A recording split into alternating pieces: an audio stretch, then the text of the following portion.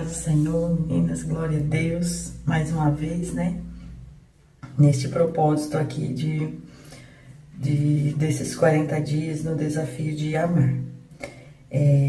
Ontem nós fizemos o nosso primeiro dia, e este primeiro dia, para a glória de Deus, nós aprendemos ali sobre os dois pilares do amor.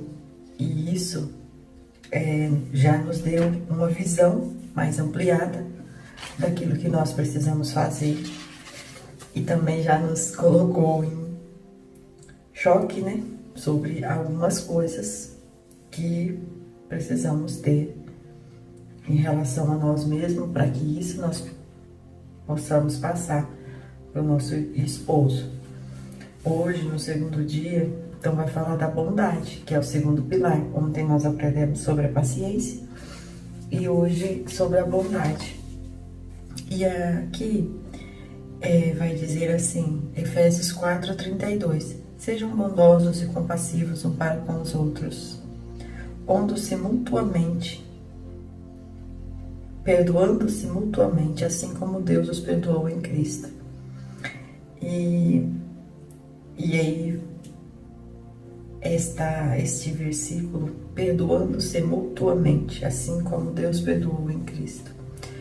Às vezes, a gente é tão egoísta, a ponto de pensar que só nós merecemos o perdão pelo que nós estamos fazendo, pelo que nós estamos pensando, ou por aquilo que deixamos de fazer.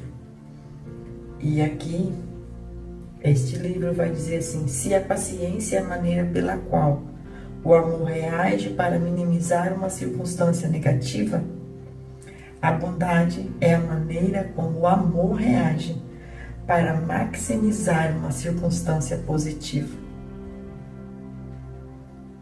Então, esta frase é muito séria.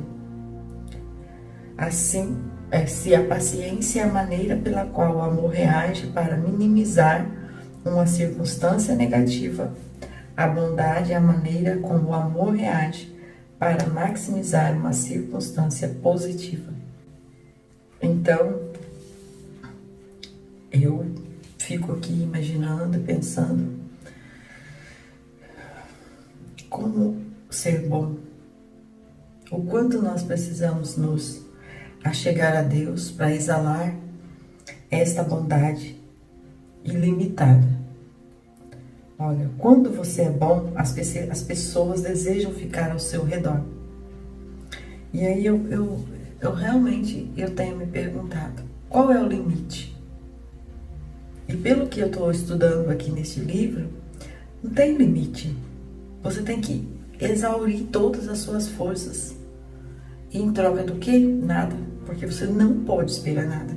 Não pode criar expectativa. Você simplesmente tem que doar porque você é. Mas vamos combinar aqui. Isso cansa, não cansa? O que é que Deus vai fazer por nós para que nós possamos realmente entender que Ele está falando conosco e que há margem para melhorarmos? O que é que Deus pode fazer conosco para que nós venhamos a entender isso? Porque aqui em Provérbios 3 e 4 vai dizer: não se afaste de ti a benignidade e a fidelidade, ata-as ao teu pescoço, escreva-as na tábua do teu coração, assim acharás favor e bom entendimento à vista de Deus e dos homens. Então aqui, esta palavra de bondade, ela está nos ensinando que não é de nós mesmos. Olha a situação, escreva na tábua do seu coração, e assim achará favor e bom entendimento à vista de Deus e dos homens. Se eu preciso escrever, eu preciso cravar ela na tábua do meu coração, eu preciso inserir ela de uma maneira tão profunda, para que todos os dias isso seja lembrado, para que todos os dias isso seja trazido para fora de maneira em que possa achar favor. E ainda assim, não é achar o que merecemos, porque favor é o quê? Entendeu? Favor é algo que a pessoa faz porque ela quer fazer, mas não porque você como se fosse algo para um pagamento, como a gente normalmente espera. Bom, se eu fiz o jantar, eu espero um elogio sobre o jantar, eu espero um muito obrigado pelo jantar, porque isso é como se fosse para nós um pagamento, né? Uma recompensa. E quando isso não tem, a gente se frustra. E quando isso acontecer, o ideal era você fazer com todo amor, com todo respeito, com todo cuidado, com todo zelo. E no momento em que, e se por acaso a pessoa for grata e dizer o elogio e dizer muito obrigado, você vai receber isso como um favor. Quer dizer, como algo imerecido, como algo que a pessoa deu porque ela ama, não porque você precisava disso. Entendem como é complexo? É muito complexo. Então vai dizer aqui ainda, mas a bondade pode parecer um pouco ampla ao ser definida e principalmente ao ser vivida. Então vamos dividi-las em 4 ingredientes principais. É verdade, porque é muito amplo. Eu me pergunto toda vez que eu penso nisso, eu penso, e os meus limites? Até onde eu posso ir, até onde eu posso fazer que eu não vou estar aí, sabe? Porque tudo demais, a pessoa não dá valor. E até que ponto que eu tenho que fazer isso, que eu tenho que colocar isso para outra pessoa, que eu tenho que estar me doando, sendo bondoso. E será mesmo que eu consigo fazer tudo isso sem receber nada em troca? Sem esperar nada em troca? É muito complicado. Então aqui ele dividiu em 4. A gentileza, a prestabilidade, a boa vontade e a iniciativa. Então vamos lá. Quando você é movido pela bondade, você é cuidadoso. Então aqui tá falando da gentileza. Mesmo quando precisar dizer coisas duras, fará um grande esforço para que a sua censura ou provocação soe o mais leve. Você fala a verdade com amor. E a prestabilidade, então, vai dizer: ser bom significa que você supre as necessidades dos momentos. Bom, falar com amor, suprir as necessidades do outro. Suprir as necessidades do outro. E aí nós temos um monte de dificuldades sobre suprir as necessidades. Porque às vezes, essas necessidades deles, ou nossa, não soa como prioridade ou neles ou em nós. E quando isso não soa como prioridade, é muito difícil de a gente ser gentil com isso e prestativo. Porque se os interesses do meu esposo não é para mim uma prioridade, porque dentro da rotina da casa, da família, de tudo que está acontecendo, e isso passa a ser um luxo e não uma necessidade, mas ele insiste em querer isso, como que eu reajo com bondade, com gentileza, com prestabilidade? Entende quando começa a complicar? Por que que vai complicando?